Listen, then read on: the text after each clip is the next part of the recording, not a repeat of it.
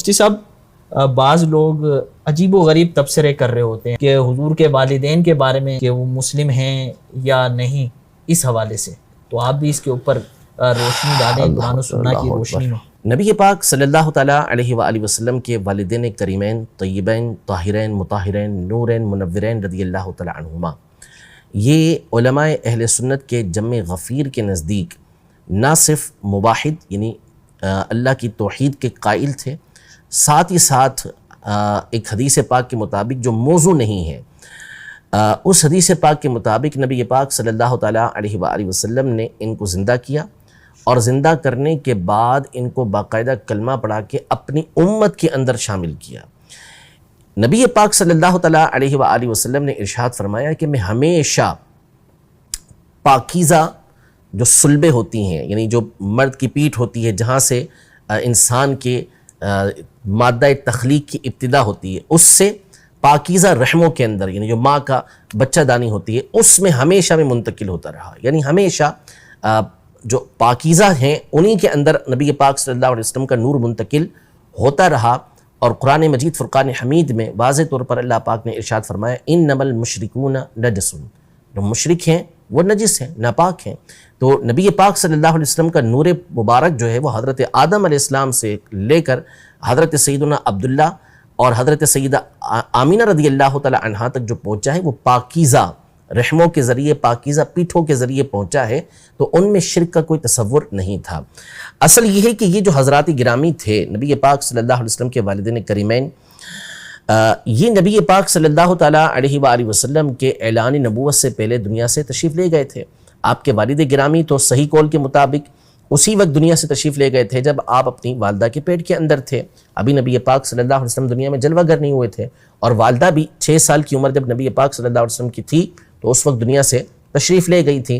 تو ان کو نبی پاک صلی اللہ علیہ وسلم کے اعلان نبوت کے بعد کا دور نہیں ملا، اور نبی پاک صلی اللہ تعالیٰ علیہ وآلہ وسلم سے پہلے عرب کے اندر کوئی نبی نہیں آیا تھا۔ حضرت اسماعیل علیہ السلام کے بعد نبی پاک صلی اللہ تعالیٰ علیہ وآلہ وسلم یہ عرب کے لیے نبی بن کر تشریف لائے تھے۔ اس علاقے ویسے تو ساری دنیا کے لیے نبی پاک صلی اللہ علیہ وسلم جو ہے وہ نبی بن کے تشریف لائے، لیکن اس علاقے کے اندر نبی پاک صلی اللہ تعالیٰ علیہ وسلم کی جلوہ گری ہوئی۔ اس سے پہلے کوئی اور نبی یہاں پر نہیں تھے۔ اس سے پہلے جو دور تھا وہ حضرت سیدنا عیسیٰ علیہ نبینا و علیہ السلام کا تھا۔ تو دو نبیوں کے درمیان کا جو وقت ہوتا ہے جس میں پچھلے نبی کی جو تعلیمات ہوتی ہیں وہ مٹ گئی ہوتی ہیں، اکثر طور پر لوگوں کے پاس وہ نہیں رہتی، ایسے زمانے کو زمانہ فترت کہا جاتا ہے، جو وقفے کا زمانہ ہوتا ہے اس کو کہا جاتا ہے۔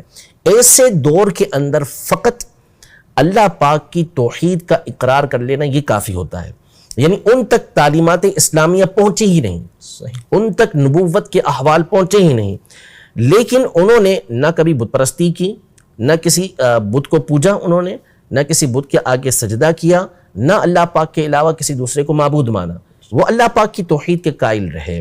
تو اتنا کافی ہوتا ہے۔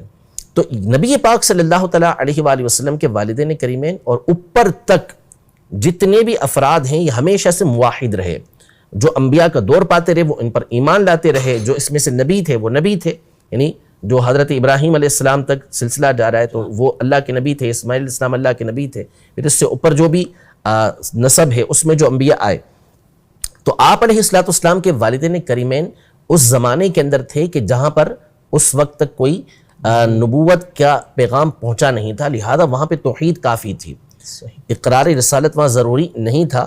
تو یہ بات ان کی نجات کے لیے کافی ہے، ان کے جو ہے وہ ایمان والا ہونے کے لیے کافی ہے، وہ موحد کہلائیں گے۔ پھر اس کے بعد نبی پاک صلی اللہ تعالیٰ علیہ وآلہ وسلم نے ان کو زندہ کر کے اپنی امت کے اندر بھی شامل کیا، صحابیت کا شرف بھی عطا کیا۔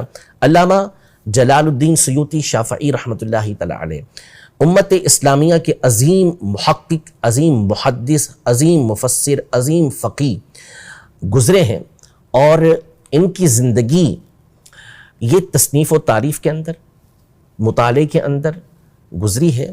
علامہ سیوطی رحمۃ اللہ تعالیٰ علیہ کی حالت، جو علمی حالت تھی وہ آپ کے سامنے عرض کروں کہ آپ ابن الکتب ہیں۔ ابن الکتب کا مطلب ہے کہ آپ کے جو والد گرامی تھے وہ بھی بہت بڑے عالم دین تھے، اور ان کا ایک بہت بڑا مکتبہ تھا، بہت بڑی لائبریری تھی۔ تو آپ علامہ سیوطی جب والدہ کے پیٹ میں تھے تو آپ کے والد آپ کی والدہ کو بھیجتے تھے کہ فلاں کتاب لاؤ، فلاں کتاب لاؤ، فلاں کتاب لاؤ، وہ لا کر دیتی تھیں.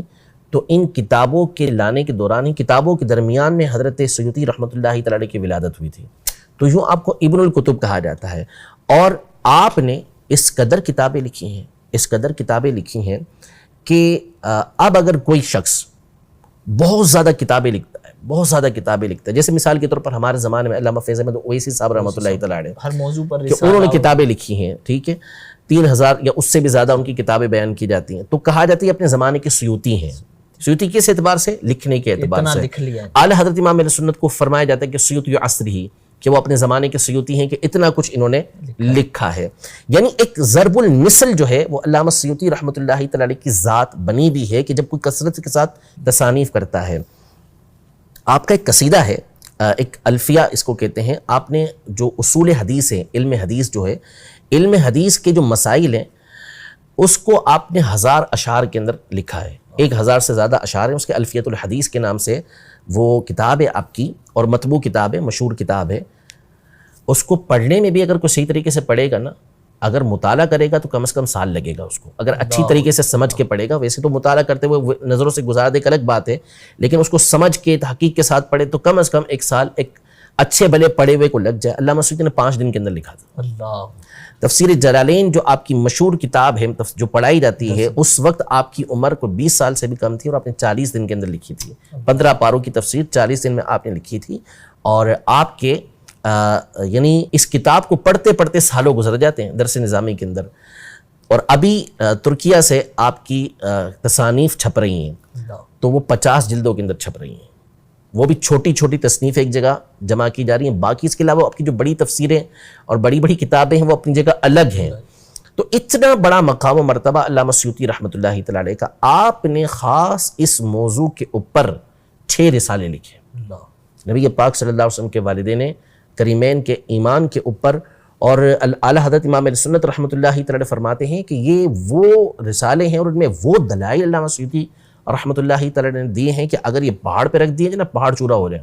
تو یعنی ایسے زبردست بالکل مضبوط دلائل کے ساتھ آپ نے اس بات کو ثابت کیا ہے کہ نبی پاک صلی اللہ تعالی علیہ وسلم کے والدین کریمین یہ اہل ایمان میں سے تھے اور ہرگز ان کے اوپر کفر کی کوئی تہمت نہیں تھی. اسی طرح امام اہل سنت رحمۃ اللہ تعالی علیہ نے ایک زبردست رسالہ، یوں کہ لیکن 6 کتابوں کا پورا خلاصہ اور اس کا زبدہ مکھن بالکل اس کے اندر جمع کر دیا.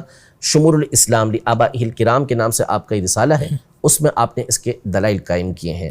تو بہرحال بہت سخت کلمات بھی ہیں علماء کے اس مقام پر، وہ ہم یہاں احتیاطاً ذکر نہیں کر رہے کہ کیسے سخت کلمات علماء نے ایسے افراد کے لیے ذکر کیے ہیں کہ جو نبی پاک صلی اللہ تعالی علیہ وسلم کے والدین کریمین کے بارے میں اس طرح کی باتیں کرتے ہیں. تو اپنی زبان کو لگام دینا چاہیے.